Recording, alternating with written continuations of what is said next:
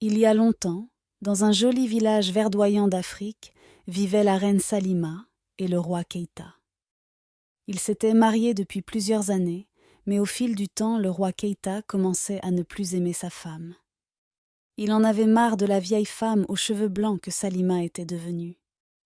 La reine Salima s'efforçait de faire tout son possible pour que le roi Keïta tombe amoureux d'elle, mais tous ses efforts furent vains.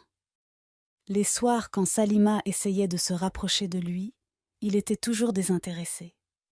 Il préférait les jeunes femmes rondes et bien en forme, et il n'a pas hésité à prendre 4 autres femmes après Salima, car pour lui, Salima était devenue vieille et avait perdu toutes les jolies formes qui le faisaient baver à la belle époque. Comme elle n'a pas réussi à séduire le roi, la reine Salima consacrait maintenant tout son temps à son fils, le prince Moussa. Que pouvait-elle faire face à 4 jeunes et belles femmes? Son seul réconfort était maintenant son fils. Elle s'y était attachée comme jamais. Elle faisait tout avec lui et ne pouvait pas s'arrêter de lui dicter sa vie, même malgré son âge adulte. Le prince Moussa était maintenant grand. Il avait 22 ans et commençait maintenant à s'intéresser aux filles. Mais à chaque fois qu'il en ramenait à la maison, sa mère, la reine, n'était jamais satisfaite. Elle arrivait toujours à leur trouver un défaut, peu importe la manière dont elles étaient bonnes. Elle ne s'empêchait pas de dire des propos blessants aux filles comme « Celle-ci n'a pas assez de poitrine »,« Celle-ci a un gros front »,« Celle-ci est trop courte pour toi »,« Celle-ci n'est pas assez ronde ». Elle finissait toujours par dire à son fils « Écoute Moussa, je suis ta mère et je sais ce qui est bien pour toi, alors fais-moi confiance. » Le prince, quant à lui, finissait toujours par se plier au désir de sa mère. Dès que sa mère lui disait qu'une fille n'était pas faite pour lui, il mettait immédiatement fin à la relation. La reine ne voulait son fils que pour elle seule.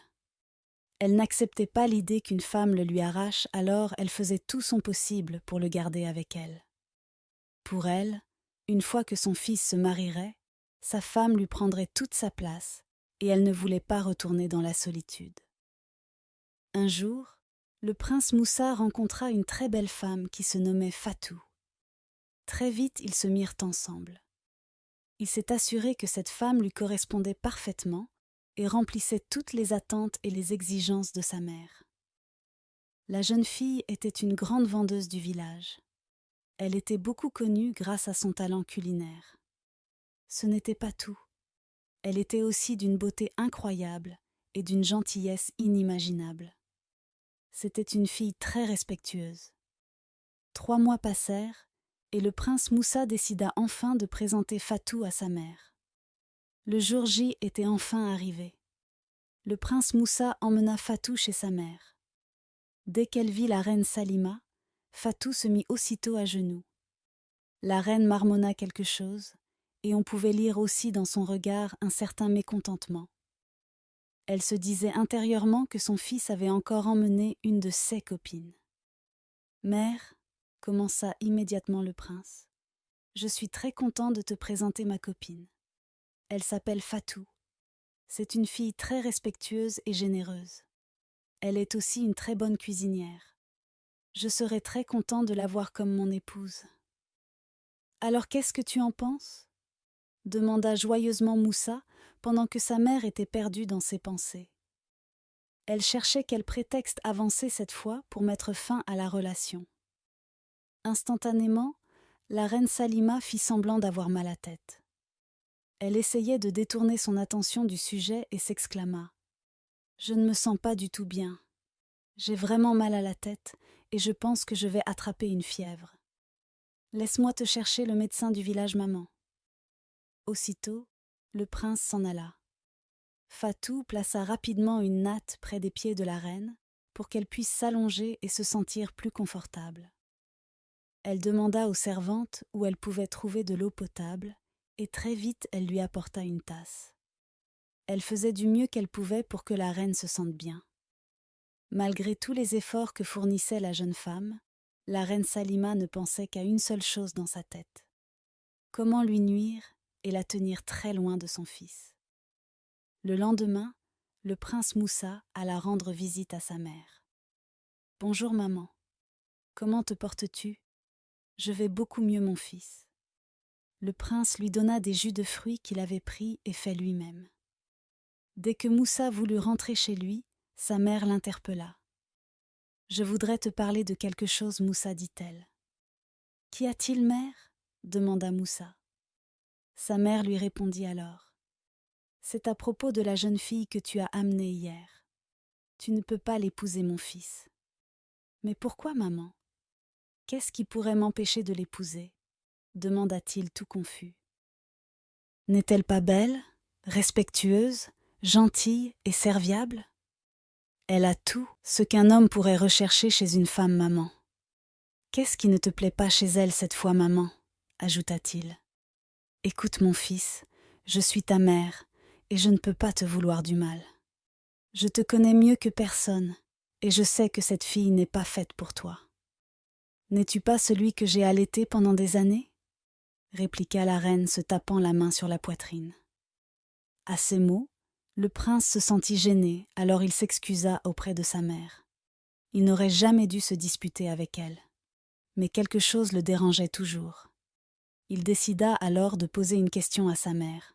« Je comprends que tu ne veuilles pas que j'épouse Fatou, maman. Mais peux-tu me donner une raison juste et valable qui justifie ta décision ?» Sa mère affirma alors. « Parce qu'elle est orpheline, Moussa. » Le jeune prince était abasourdi. Il n'en croyait pas ses oreilles.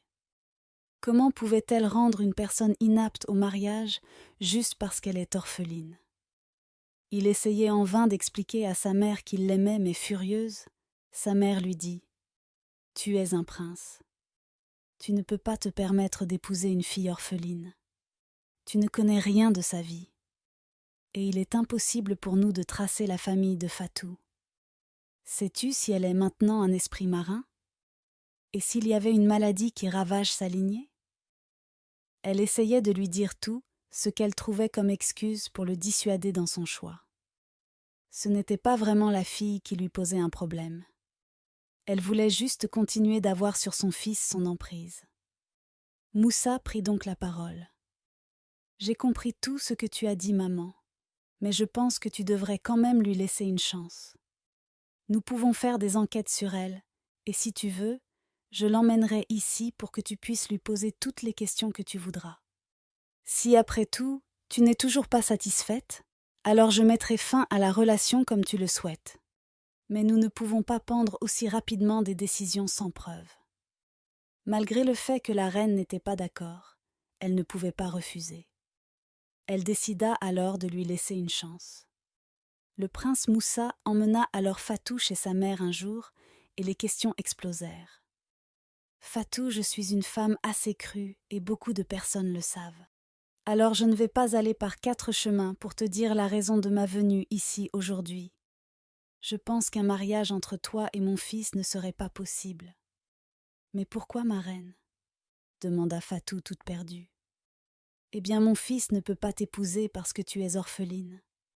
Nous ne pouvons pas tracer ta lignée. Un prince comme mon fils ne peut donc pas épouser une fille comme toi. » Fatou éclata en sanglots. Le prince, quant à lui, ne savait que faire. Il craignait trop de réprimander sa mère, alors il essayait juste de consoler Fatou. « Comment peux-tu dire des choses aussi blessantes devant moi ? Je n'arrive pas à y croire que tu puisses aller jusqu'au point d'utiliser la mort de mes parents pour non seulement me rappeler de tristes souvenirs, mais aussi pour m'interdire d'épouser le prince parce que tu ne veux pas de moi pour ton fils, » ajouta-t-elle. Salima cherchait en elle comment lui répondre. « Écoute, Fatou, mon fils est un prince. Ce n'est pas un homme qu'on rencontre au hasard tous les jours dans la rue. Il est impossible que je le laisse épouser une fille aussi banale que toi. » En colère et dégoûtée, la jeune fille se leva brusquement, et alors qu'elle était sur le point de s'en aller, elle fit face à la reine et lui lança à la figure. « Je ne peux pas juste m'en aller comme ça sans te dire ce que je pense réellement de toi. Mon nom est Fatou Bissola.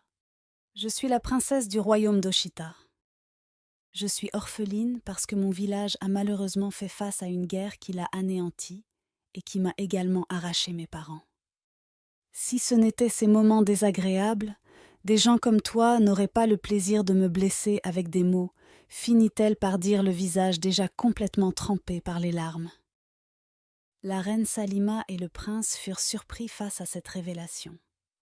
Beaucoup de personnes m'ont fait part de ta façon de te conduire face aux prétendantes de ton fils, mais je n'y croyais pas. Puisque tu tiens autant à lui, je te suggère alors de l'épouser toi-même.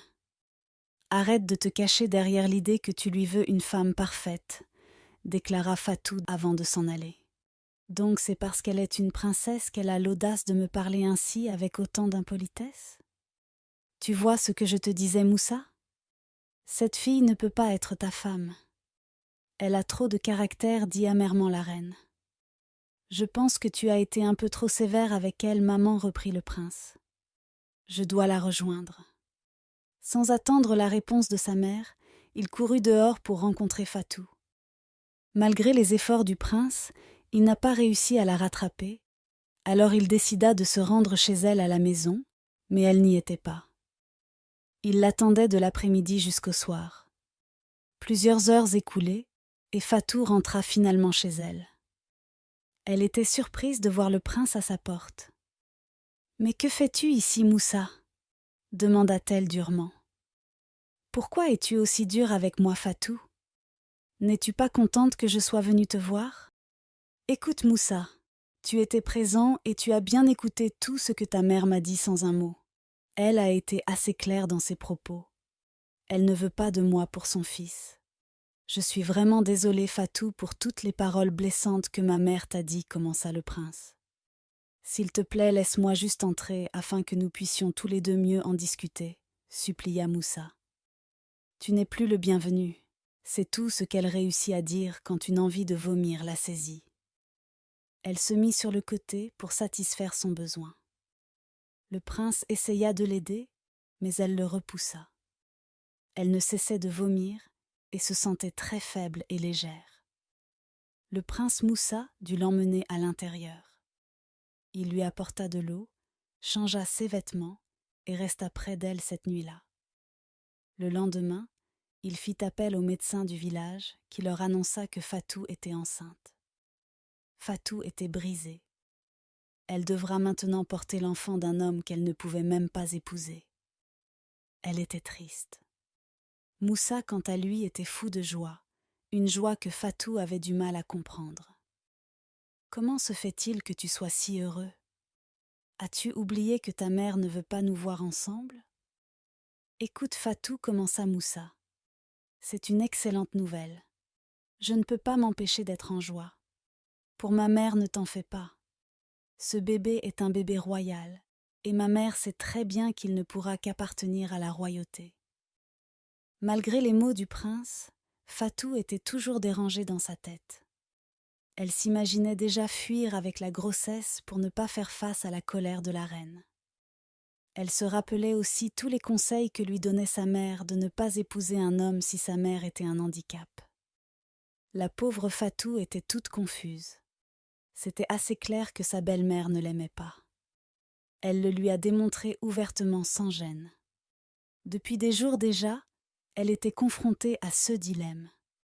Pour rien au monde, elle ne voudrait que son enfant soit sans père, mais d'un côté, elle avait aussi terriblement peur de l'enfer qu'elle devra vivre si jamais elle acceptait.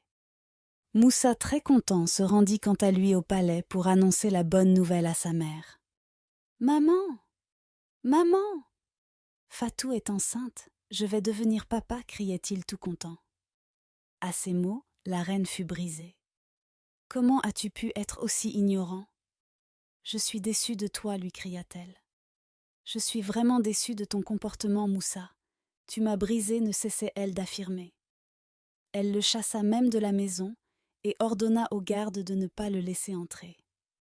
Le prince Moussa tentait en vain de supplier sa mère. Il lui expliquait tout son amour pour la jeune fille, mais elle ne voulait plus rien entendre. Pour elle, c'était clair que c'était un plan de Fatou pour la séparer de son fils. Après plusieurs tentatives en vain, Moussa décida de tout expliquer à son père. Au moins mon père pourra la raisonner et la convaincre d'accepter mon amour pour Fatou ainsi que notre union. Un jour, il se rendit alors au palais. Il raconta à son père toute l'histoire. Papa, j'ai rencontré une fille qui s'appelle Fatou. Je l'ai présentée à maman, mais elle ne veut pas du tout que je l'épouse parce qu'elle est orpheline. Je suis fou amoureux d'elle, et je ne sais plus quoi faire. Elle porte mon bébé, mais malgré tout, maman ne veut rien entendre. S'il te plaît, aide-moi à la convaincre, lui dit-il. Mon fils, commença le roi. Tu connais mieux que quiconque ta mère, et tu sais très bien qu'il est très difficile de la dissuader de quelque chose. C'est avec le cœur lourd que je t'ai écouté. Je ne te promets rien, mais je ferai de mon mieux pour t'aider afin que tu sois soulagé. Le roi convoqua alors les sages du village et invita aussi sa femme, la reine Salima. À son arrivée, elle fut chaleureusement accueillie par tous. Le roi prit rapidement la parole pour ne pas faire tarder la séance. Reine Salima, nous n'allons pas tarder avec les salutations. Si tu es ici, c'est parce que nous voulons te parler de quelque chose de très important. Notre fils Moussa m'a fait part de son inquiétude. Il m'a avoué qu'il était tombé amoureux de Fatou, mais que tu n'es pas très consentante. Je te prie de revoir ta décision parce que je sais que si Moussa est heureux, tu le seras aussi. Reconsidère sa demande et donne-leur une chance de vivre leur amour. Elle finit par accepter vu les supplices de son mari, mais elle savait bien au fond d'elle que ce n'étaient que des paroles en l'air. Elle allait faire vivre à Fatou l'enfer. Comme elle ne veut pas s'éloigner de mon fils, et elle préfère s'obstiner dans sa décision, je lui ferai voir de toutes les couleurs, se disait-elle. Les préparatifs s'annonçaient maintenant pour le mariage. La reine imaginait dans sa tête un plan pour saboter le mariage. Elle voulut faire croire à Fatou qu'elle était désolée de tout. Désolée de tout ce qu'elle lui avait dit, afin de regagner sa confiance pour mieux faire fonctionner son plan. Elle se rendit alors chez elle, et avec des larmes aux yeux s'excusa pour toute sa méchanceté envers elle. Elle lui faisait croire qu'elle avait changé et qu'elle acceptait à présent leur mariage. Fatou était un peu sur la réserve. Elle n'était pas satisfaite de ce geste soudain de la reine Salima, mais elle décida quand même de lui donner une deuxième chance. Après tout le monde pouvait faire des erreurs, et tout le monde a droit à une seconde chance, pensa-t-elle. Les deux femmes se prirent donc dans les bras. Quelques jours avant le mariage, la reine Salima proposa à Fatou de lui céder une grande partie de son appartement afin qu'elle soit plus confortable et apte à préparer davantage son mariage. Au début, Fatou ne voulait pas du tout accepter son offre. C'est le prince qui l'emmena à accepter. Si tu refuses, alors je l'interpréterai comme une poursuite dans ta colère contre ma mère. C'est une offre assez raisonnable qu'elle te propose, alors il n'y a pas de raison autre que tu ne l'acceptes. Elle finit par s'installer au palais 2 jours avant le mariage. Elle fut bien accueillie par la reine Salima, ainsi que tous les autres serviteurs. La reine lui proposa même de lui montrer sa robe de mariage en guise de geste affectueux. Fatou avait du mal au début à trouver une robe qui lui convenait parfaitement. Elle trouva finalement cette robe longue recouverte de belles pierres et de dentelles qui la mettaient en valeur et lui allait comme une princesse. Lorsque la reine Salima vit la robe, elle faisait semblant d'être très contente pour elle. « Waouh !» s'exclama-t-elle. « Ta robe te va magnifiquement bien. » Elle l'arrosa de compliments non sincères, car elle savait au fond d'elle que son plan fonctionnait à merveille. Fatou, elle, innocente, était toute contente. Elle était très heureuse de voir enfin sa belle-mère l'accepter véritablement. Elle rangea donc à nouveau sa robe dans le placard d'une des chambres. Pendant ce temps, la reine Salima, qui souriait discrètement et méchamment, se disait dans sa tête : « Mon plan fonctionne comme sur des roulettes. » Tard dans la nuit avant le mariage, elle se glissa doucement dans la chambre où se trouvait la robe de Fatou. Elle ouvrit délicatement le placard pour ne pas faire de bruit ou réveiller qui que ce soit.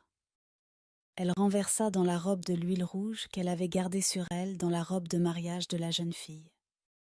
Elle renversa tellement l'huile que la robe était irrécupérable. Elle souriait face à son travail et ne cessait de s'imaginer dans sa tête la gueule que ferait Fatou demain matin dès qu'elle verra sa robe. Elle était plus que convaincue que le mariage n'aurait pas lieu. De toute façon, elle ne pouvait pas porter une robe aussi horrible demain. En attendant que le mariage soit reporté, elle pourrait réfléchir à un plan beaucoup plus fertile. Le lendemain matin très tôt, Fatou prit sa douche et se dirigea dans la chambre. Elle fut terrifiée à la vue de la robe. Un jour qui était censé être l'un des plus beaux de sa vie se transforma soudain en cauchemar. Elle cria désespérément. « Oh mon Dieu, ma robe est gâtée !» Ces cris attirèrent l'attention de ses amies présentes. Elle avait les yeux tout rouges, à force de refouler les larmes qui menaçaient de couler. Elle, qui s'imaginait vivre son rêve, demeurait impuissante face à ce qu'elle voyait. Les personnes présentes dans la pièce furent tous choquées de voir l'état dans lequel se trouvait la robe. Elles essayaient en vain de consoler et de réconforter leur amie. Le prince Moussa fut informé de la nouvelle alors qu'il se dirigeait vers le lieu du mariage. Il se retourna, et sa mère qui était avec lui demanda ce qu'il avait alors qu'elle savait bien ce qui se passait. Elle était même la personne qui a ruiné le mariage de son fils. Il lui expliqua alors que la robe de Fatou était gâtée et qu'elle n'avait rien à se mettre pour le mariage. Dès qu'ils furent au palais, le prince Moussa se précipita vers Fatou pour la consoler. « À cette heure, je suis supposée être déjà à l'hôtel Moussa, mais ils ont détruit la robe. Pourquoi cela devrait-il m'arriver à moi ?» pleurait-elle. Dans ses pleurs, elle remarqua la silhouette de sa belle-mère à l'entrée. Celle-ci lui lança un sourire moqueur pour lui montrer qu'elle n'était personne d'autre que la personne qui lui avait joué ce sale tour. Avant que Fatou ne puisse dire quoi que ce soit, elle s'avança rapidement vers elle et s'exclama. « Quelle personne aussi diabolique a bien pu te faire une telle chose, ma chérie? Je suis tellement désolée pour toi. » Seul un monstre était capable d'une aussi grande méchanceté. Énervée, Fatou poussa tellement fort sa belle-mère au point qu'elle tomba à terre. Tout le monde dans la chambre était abasourdi. « Tu es un monstre !» cria la jeune fille. « C'est toi qui m'as fait ça. »« Mais qu'est-ce qui ne va pas chez toi, Fatou ?» demanda le prince. Il se dirigea vers sa mère pour l'aider à se relever. « Je ne suis pas folle, Moussa, » commença Fatou. « Ta mère a détruit la robe et elle le sait très bien. Que lui ai-je fait pour mériter une telle chose? Écoute-moi, Fatou. Je sais que tu es dans tous tes états actuellement parce que ta robe est détruite, mais tu n'as pas à accuser comme ça ma mère. » Pendant ce temps, la reine Salima festoyait dans son cœur. Son plan marchait bien comme elle l'avait prévu. Elle voulait semer le trouble et la dispute entre les deux, et tout se passait sous ses yeux. « Ma chérie, pourquoi dis-tu une chose pareille? Pourquoi je détruirais ta robe? Tu sais bien que c'est moi qui t'ai accueillie ici dans le palais et que ma chambre n'est même pas proche de la tienne. Je suis complètement de l'autre côté du palais. Alors pourquoi m'accuses-tu d'une chose aussi terrible? » Tout le monde était étonné de la réaction de Fatou. Même ses amis n'étaient pas d'accord avec elle. « Elle est triste et cherche à tout prix quelqu'un à blâmer, » dit une de ses amies. En pleurs, Fatou continua. « Si même avant le mariage je suis traitée de la sorte, alors à quel traitement dois-je m'attendre par la suite? Tout est clair que ce mariage ne sera qu'un enfer pour moi. Je ne veux plus me marier. Oublions cette histoire de mariage, affirma-t-elle durement. Tout le monde la suppliait de rester et de ne pas annuler le mariage. Pendant ce temps, le roi entendait tout ce qui se passait. Il demanda à voir Fatou pour mieux s'informer et aller au bout des informations. Le roi resta attentif à toutes les explications de Fatou. Ce matin, après mon bain, alors que je devais porter ma robe de mariage, je le trouve tacheté de l'huile rouge. Je pense aussi que c'est la reine qui m'a fait ce sale coup parce que je l'ai lu dans son regard. Le roi n'en revenait pas que sa femme soit capable d'une telle chose. Il était surpris face à l'annonce, mais il se disait que c'était sûrement à cause de son état et qu'elle n'était peut-être pas totalement consciente de ce qu'elle avançait. Il comprenait quand même la déception de Fatou. Il lui promit de découvrir le coupable derrière tout ça et la convaincut de poursuivre son mariage avec le prince Moussa. Il lui promit de tout arranger afin qu'elle puisse avoir le mariage parfait dont elle avait toujours rêvé. Même si ce matin elle n'a pas pu mettre la belle robe qu'elle désirait, le roi avait prévu bien de belles choses pour elle. Pour rester polie et courtoise, Fatou finit par accepter de se marier avec le prince. Le roi, quant à lui, ordonna aux gardes de trouver à Fatou le meilleur tailleur de la région pour lui confectionner personnellement sa robe.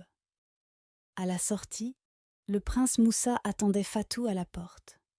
Il lui présenta ses excuses et lui demanda de lui pardonner pour s'être emporté tout à l'heure.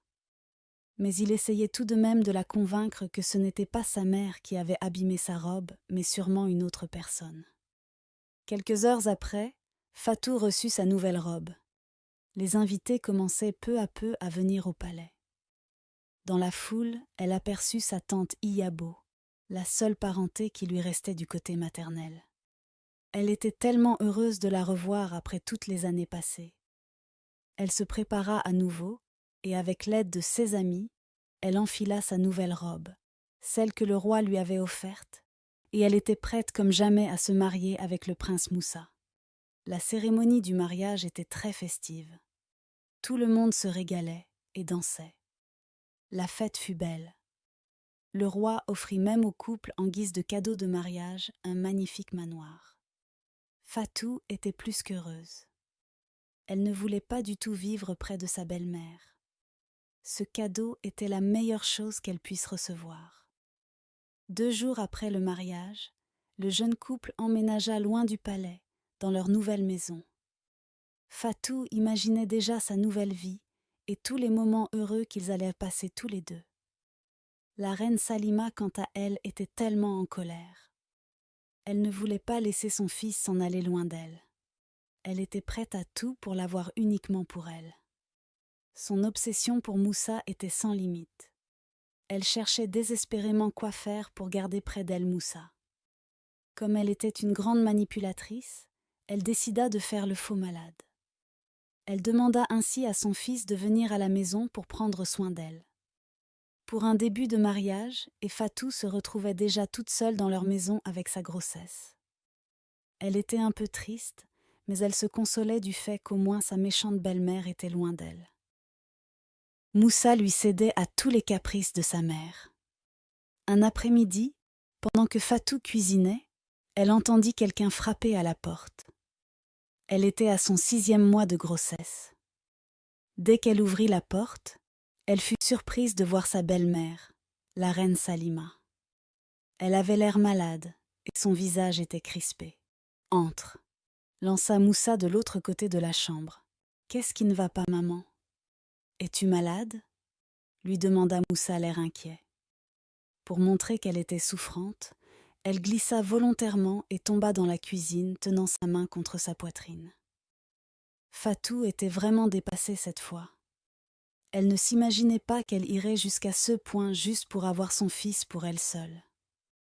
Elle savait qu'elle ne jouait que la comédie et que tout cela faisait partie de ses plans débiles. « Je pense que j'ai la fièvre, mon fils, » gémit la reine Salima. « Mon fils, s'il te plaît, prends soin de moi. Je ne suis vraiment pas bien. » À ces mots, Moussa se précipita dans la cuisine pour chercher un verre d'eau à sa mère. Fatou regardait juste la scène sans mots. Elle regardait son mari s'occuper de sa mère et lui apporter tout ce qu'elle désirait, alors qu'elle était même incapable de bien se tenir debout.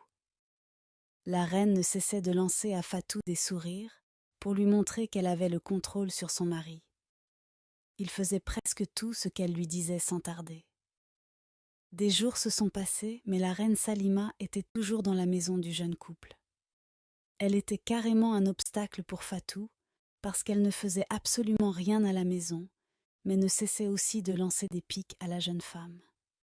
Elle prétendait toujours qu'elle était très faible et qu'elle ne pouvait rien faire. Mais comme si ça ne suffisait pas, elle exigeait que ce soit son fils qui lui apporte tous les jours son repas dans sa chambre. Quand Moussa s'y rendait, elle s'assurait de lui boucher les oreilles de conneries.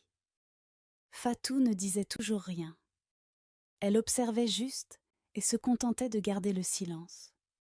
Elle ne pouvait quand même pas demander à Moussa de ne pas prendre soin de sa mère. Les jours passèrent et se transformaient maintenant en semaines. La reine Salima ne voulait plus retourner chez elle. En plus, elle devenait de plus en plus insupportable. Elle trouvait maintenant tout le temps des choses à reprocher à Fatou.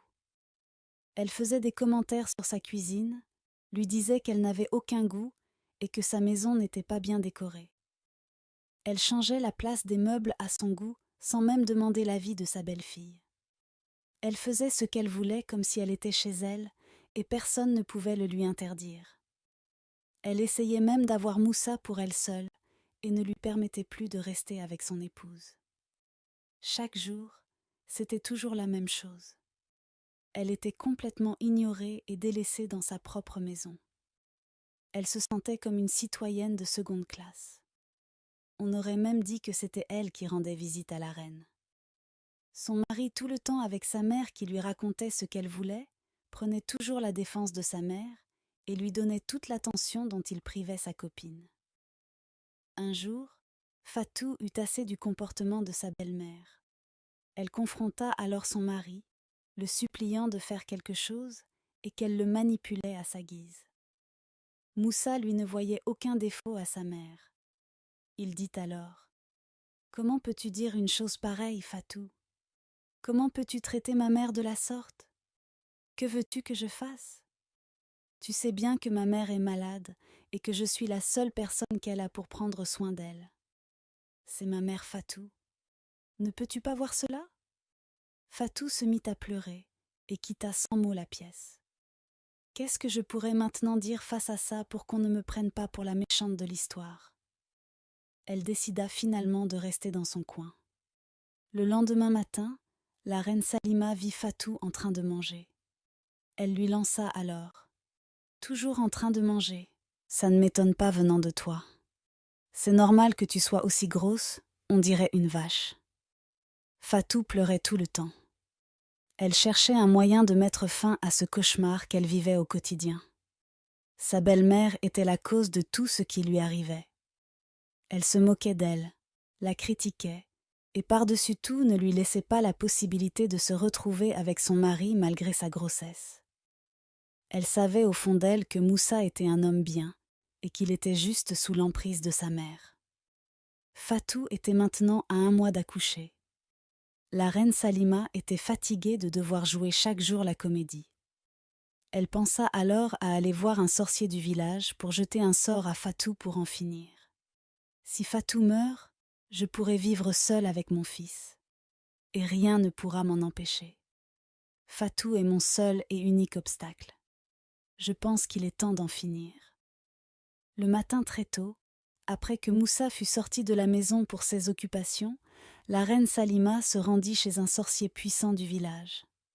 Il s'appelait Shanto. C'était un vieux sorcier très puissant qui vivait depuis 200 ans et qui était toujours en vie. Il était craint par tous les villageois. Arrivée chez le sorcier, Salima expliqua qu'elle voulait jeter un sort à sa belle-fille pour la tuer, pour que son fils revienne et vive avec elle et elle seule. Le sorcier réclama beaucoup d'argent à Salima parce qu'il savait qu'elle était la reine. Salima lui répondit : « Peu importe combien d'argent tu veux, je te donnerai. Je veux juste que tu me le fasses le plus rapidement possible et que ça reste entre toi et moi. » Shanto prit l'argent et demanda à Salima le prénom de sa belle-fille. « Elle s'appelle Fatou Bissola », répondit Salima. Le sorcier écrivit le nom de Fatou sur une feuille. Il rentra seul dans une autre pièce. Il prononça des incantations et jeta un sort à Fatou. « C'est fait, madame. Dans 3 jours, vous allez revenir me remercier, » lui confia le sorcier. Salima rentra à la maison toute heureuse. « Pourquoi je n'y ai pas pensé tôt ?» se demandait-elle. La nuit de ce même jour, Fatou fit un mauvais rêve dans lequel quelqu'un lui a jeté un sort et où elle a perdu la vie avec son bébé. Elle sursauta en pleine nuit sur son lit apeuré. Tout son habit était trempé car elle avait beaucoup transpiré. Elle était seule dans la chambre car Moussa dormait avec sa maman pour veiller sur elle, parce qu'elle faisait semblant d'être malade. Elle avait tellement peur et son cœur battait tellement vite. Elle se mit rapidement à genoux et commença à prier. « Seigneur, je n'ai personne à qui me confier. Tu es la seule personne qui veille sur moi. Mes parents ne sont plus et maintenant, je crains que quelque chose m'arrive, moi et mon enfant. Je ne me sens pas en sécurité en vivant ici avec ma belle-mère. » Elle s'assied pendant un moment, en regardant son ventre et en pleurant à chaudes larmes. Puis elle continua à prier jusqu'au lendemain. Le lendemain, après avoir mangé, Salima commença à se sentir mal. Elle avait à la fois des maux de tête et des maux de ventre. Son corps était chaud et elle tremblait affreusement. Son fils Moussa, qui sentait que quelque chose n'allait pas, courut vers elle pour l'aider. « Qu'as-tu, maman ? Tout va bien ? Je viens de finir de manger la nourriture de ta femme et maintenant je me sens très mal. »« Ta femme m'a empoisonné Moussa, » répondit Salima en pleurant. Moussa était rouge de colère. Il ordonna à Fatou de sortir immédiatement de sa maison. « Comment peux-tu empoisonner ma mère, Fatou ? Comment peux-tu faire une chose pareille ? » ?»« Mais je n'ai rien fait, chérie. Je n'ai pas empoisonné ta mère, » répondit Fatou. « Sors immédiatement de ma maison, » reprit Moussa en poussant violemment Fatou. Fatou était désespérée. Elle était à 1 mois d'accoucher et elle se retrouve dehors. Elle se rendit chez sa tante Iyabo qui l'accueillit et s'occupa d'elle. Moussa prépara lui-même toutes les tisanes qu'il connaissait pour sa belle-mère, mais rien ne marchait. Le lendemain, Salima n'allait toujours pas mieux. Elle commençait même à convulser.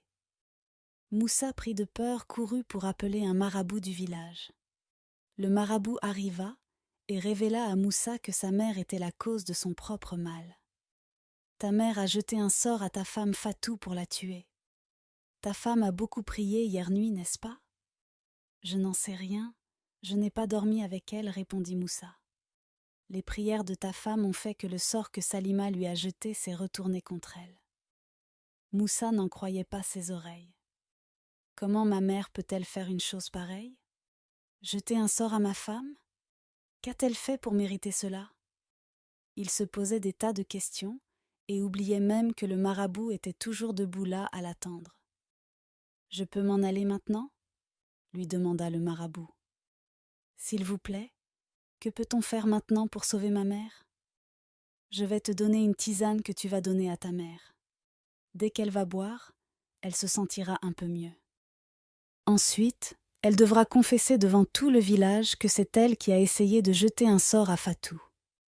Si elle ne le fait pas dans les 3 jours à venir, elle mourra. » Le marabout remit la tisane à Moussa et s'en alla. Moussa mit la tisane dans la bouche de sa mère. Le lendemain, elle se sentait mieux. Moussa alla chez son père le roi pour lui expliquer la situation. « Père, ma mère a jeté un sort à ma femme Fatou pour qu'elle meure. Ma femme a beaucoup prié pendant la nuit et maintenant le sort s'est retourné contre elle. Le marabout nous a dit que ma mère doit confesser cet acte ignoble devant tous les villageois, sinon elle mourra dans 3 jours. » Le roi était très étonné d'apprendre que sa femme a jeté un sort à sa belle-fille. Il envoya un garde annoncer à tous les villageois que le roi avait une rencontre à faire avec eux demain. Le lendemain, tous les villageois s'étaient rassemblés dans la cour du palais et attendaient déjà le roi. Ils se demandaient tous pour quelle raison le roi les avait convoqués, parce que cela faisait très longtemps qu'il l'avait fait. Quelques minutes plus tard, le roi arriva et s'installa. Moussa et sa mère également arrivèrent. Le roi prit la parole. « Bonjour à tous. La reine Salima a quelque chose à vous dire ce matin. Je vais la laisser parler pour ne pas perdre du temps. » La reine avança tout éhontée et commença à s'expliquer. « Avant-hier, je suis allée voir le sorcier du village pour jeter un sort à ma belle-fille Fatou pour la tuer, parce que j'en avais marre qu'il tienne mon fils éloigné de moi. Malheureusement, le sort s'est retourné sur moi, et si je ne venais pas vous confesser cet acte aujourd'hui, j'allais mourir. » Toutes les personnes qui étaient présentes étaient choquées par ce qu'elle venait de dire. Quelle honte! Quelle honte! Criait la foule. Salima avait tellement honte, elle ne savait pas où se mettre. C'est toi qui as également renversé de l'huile rouge sur la robe de mariée de Fatou le jour de son mariage, n'est-ce pas? Demanda le roi. Oui, c'est moi, répondit Salima. Tous les villageois criaient. Espèce de sorcière, espèce de sorcière. Le roi prit alors la parole. Merci à tous d'être venus. Voilà ce que la reine Salima voulait vous dire. La reine Salima, couverte de honte, courut pour aller dans sa chambre en pleurs. Le roi mit fin à la réunion et tout le monde commença à partir. Moussa vit Fatou et sa tante Iyabo dans la foule et courut pour aller vers eux. Moussa s'agenouilla devant sa femme Fatou en pleurs.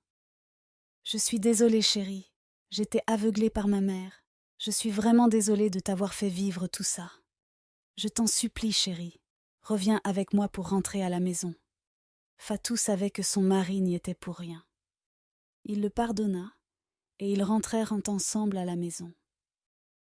Arrivée à la maison, Fatou remarqua que sa belle-mère Salima n'était plus là. Elle s'était enfuie pour aller vivre seule à l'autre bout du village. Elle n'avait plus le courage de regarder son fils Moussa dans les yeux. Elle avait très honte. Fatou vivait maintenant toute seule avec son mari et il bénéficiait de tout son amour.